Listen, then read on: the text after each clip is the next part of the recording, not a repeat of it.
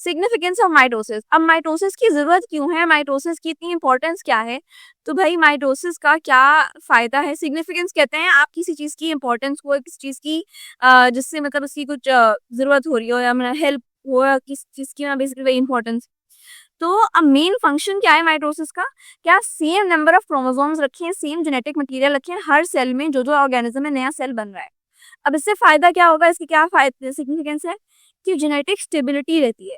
Genetic stability का मतलब क्या है कि दो सेल्स बनेंगे जिनमें सेम नंबर ऑफ क्रोमोसोम्स हैं, same number of DNA, same quantity of DNA है, हर चीज सेम है। तो जो सेल डिवीजन से पहले सेल था वैसा ही सेल डिवीजन के बाद एग्जैक्ट सेम कॉपीज बन जाएंगी, सेम रेप्लिकेशन का प्रोसेस होगा। ठीक है। तो अब अगर कुछ ने रेप्लिकेट भी करना है तो जेनेटिक स्टेबिलिटी रहेगी, यानी कोई वेरिएशन नहीं आ रही, आपके अंदर चेंजेस नहीं आ रहे, आप वैसे के वैसे ही कांस्टेंट रह रहे हो। सही है। In daughter cells have the same genetic information and an equal number of chromosomes as the parent cell. तो ये इसकी फायदा है कि कोई चेंजेस नहीं आ रहे। Next, development and growth. Again अगर आप बचपन से छोटे बच्चे से लेकर बड़े हो गए हैं, क्लास 9 या 10 में आ गए, 9 में आए थे, तो या बचपन से अब तक कोई चेंजेस आए होंगे ना कि बॉडी में भी, आपकी हाइट में, आपकी फिजिकल अपीयरेंस में, हर चीज में।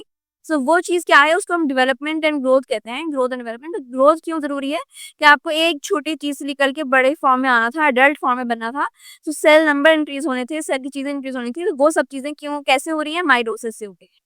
अगर आप ग्रो कर रहे हो या अगर आपने बचपन की पिक्चर्स देखी होंगी तो उसमें और आपकी अब वाली पिक्चर्स में डिफरेंस है, that is all because of the growth, और वो ग्रोथ हो रही है माइटोसिस के through.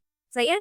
Life of sexually reproducing multi cellular organism start from a single cell zygote. ये हमने जाइगोट का कहाँ पढ़ा था? स्टेम सेल में पढ़ा था। The continuous cell division process leads to the development of adult form. The organisms also grow in size by increasing cell number. क्या आपके सेल नंबर बढ़ रहे हैं? छोटे से सारे जगह ही छोटी थी आपकी पूरी बॉडी में, तो कम सेल्स थे, अब बड़े हो गए हैं, हाइट बड़ी हो गई है, आपकी लेंथ में बड़े हो गए हैं, तो वो सेल के नंबर से बढ़ गए हैं। Thus, the development and growth of multicellular organisms depends on mitosis. ये बात हो गई। और सबसे इम्पोर्टेंट बात, हमने इस चैप्टर की ग्रेन टेस्ट का जो प्रैक्टिस टेस्ट है उसका लिंक हमने डिस्क्रिप्शन में डाल दिया है।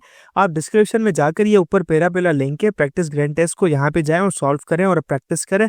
यहाँ से आपने अगर प्रैक्टिस कर ली, आपके एग्जाम्स के अंदर, एमसीक्यूज के अंदर 100% मार्क्स गारंटेड है।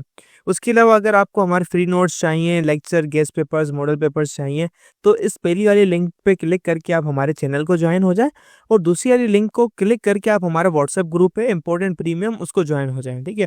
अगर आपको ट्यूशंस वगैरह के अंदर एनरोल होना है, कोई डाउट है, तो ये हमारा व्हाट्सएप नंबर, इस पे क्लिक करेंगे आप डायरेक्ट व्हाट्सएप पे चले जाएंगे, और तमाम बुक्स के पीडीएफ इस वाले यहाँ पर आखिरी वाले आपके पास गिवन है। आप यहाँ से कोई भी बुक उठा सकते हैं, आपकी जो मर्जी चाहे, सारी की सारी क्लासेस का। इसके साथ साथ आपसे रिक्वेस्ट है, आप चैनल को सब्सक्राइब और वीडियो को लाइक भी करते हैं। Cell replacement and wound healing. Wound healing वाली बात मैं आपको लास्ट में बताई थी कि भाई कोई चोट लगती है आपके अगर स्किन के ऊपर, तो जो सेल्स को हटना होता है वहां से या रिप्लेस करना होता है, तो वो काम माइटोसिस करता है। ठीक है। Replacement of worn out cells involves mitosis.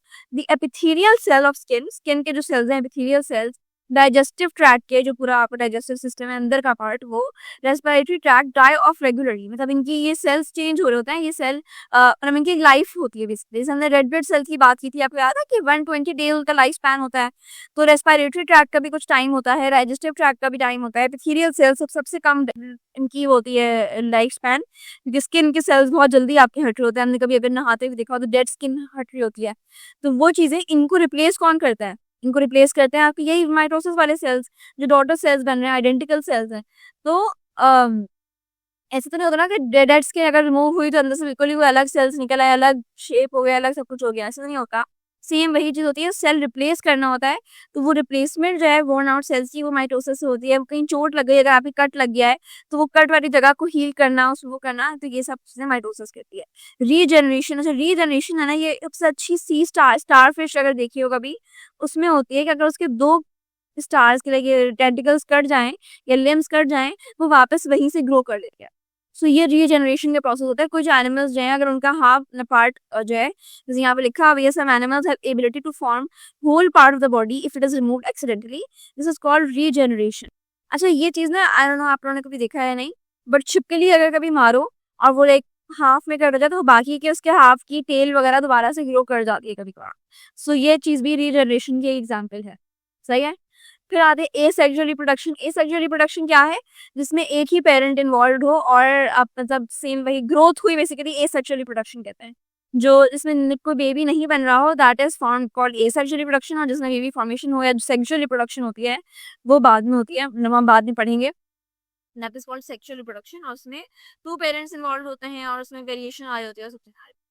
Federal board के एनुअल एग्जाम्स का डर है, लेकिन ये नहीं पता कि तैयारी कहाँ से करनी है। दूसरी बात ये नहीं पता कि एग्जाम के अंदर सवाल का जवाब लिखना कैसे है, कैसे सेंटेंसेस को फॉर्म करना है, कैसे हमें फुल के फुल मार्क्स मिले। तो भाई घबराना किस बात से, हमारी बैच इसी प्रॉब्लम को तो सॉल्व करने आई है। तो आप भी हमारे बच्चों की तरह 97.8% ला सकते हो, 98.27% ला सकते हो, फातिमा की तरह, अगली फातिमा आप बन सकते हो। आप 505 मार्क्स ले सकते हो आउट ऑफ 520। अच्छा जी, कैसे? हम आपको सिखाते हैं कि एग्जाम के अंदर लिखना कैसे होता है, ग्रेड टेस्ट प्रोवाइड करते हैं। देखिए जी, हमारे पास है पाकिस्तान की one of the best faculty. आप कोई भी सब्जेक्ट लेना चाहें, आपका जो दिल करे, आप सारे सब्जेक्ट्स लें, सिर्फ और सिर्फ 3,000 रुपये में पूरे साल में। आपको एग्जाम राइटिंग मेथड सेशन दिए जाते हैं कि सवाल का जवाब लिखना कैसे, डिफरेंस वाला अलग क्वेश्चन, डेफिनेशन अलग, एग्जाम्पल वाला अलग, मैथ के सवालों का जवाब अलग होता है। आपको टॉपर बच्चों के नोट्स दिए जाते हैं, आपको फुल बुक के notes, question answers, live classes के अंदर कॉन्सेप्ट पढ़ाया जाता है आपको, और उनकी रिकॉर्डिंग्स भी दी जाती हैं। भैया और क्या चाहिए? अच्छा, और मजे की बात, ग्रैंड टेस्ट से हमारा समझो पेपर लगता है। ये हमारा है केमिस्ट्री का ग्रैंड टेस्ट, इसका सवाल नंबर तुम नोट करो ये।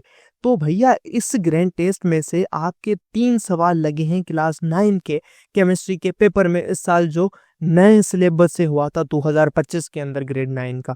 तो इतने इंपॉर्टेंट हमारे ग्रैंड टेस्ट होते हैं, सारे आपको दिए जाते हैं। तो भैया देर किस बात की, इस नंबर पे कांटेक्ट करें और अभी रजिस्टर करवाएं।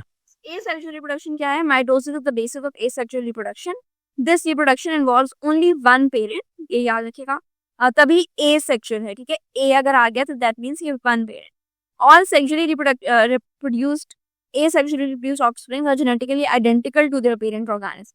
यानी एक ही कभी प्लांट्स में आपने देखा होगा एग्जैक्टली सेम वैसा ही लीफ निकल आ रहा है, वैसा ही न्यू आ रहे हैं बर्ड्स वगैरह। ये हाइड्रा में जैसे होती है कि पेरेंट हाइड्रा था, बर्डिंग डेवलपिंग हुआ, न्यू बर्ड बना, हर सबकी सेम शेप, सबकी सेम एग्जैक्टली आइडेंटिकल होते हैं सारे।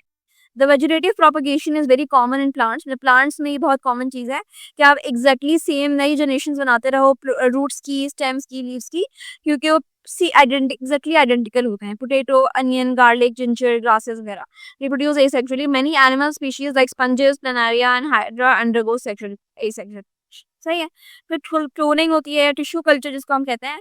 इसमें क्या होता है कि साइंटिस्ट ना बहुत लार्ज क्वांटिटीज में आप बहुत लार्ज चीज़ों पे ग्रो कर सकते हो। जैसे अगर किसी एक सेल का आपने वो लिया, मतलब कोई सेल ले लिया, फॉर एग्जांपल इंसुलिन ले ली, तो और उसको बड़े स्केल में बनाना है ताकि मेडिसिन बन सकें, तो ये काम क्लोनिंग के जरिए होता है कि उसी एक इंसुलिन के सेल को आप ग्रो किए जाओ, किए जाओ, किए जाओ, और वो बहुत लार्ज स्केल में बन जाता है। जैसे मेडिसिन जो बनती हैं इंडस्ट्रीज में वो ऐसे ही होती है। सही है। कि क्लोनिंग में क्या होता है, uses mitotic cell division to replicate in organisms genetic material in very large.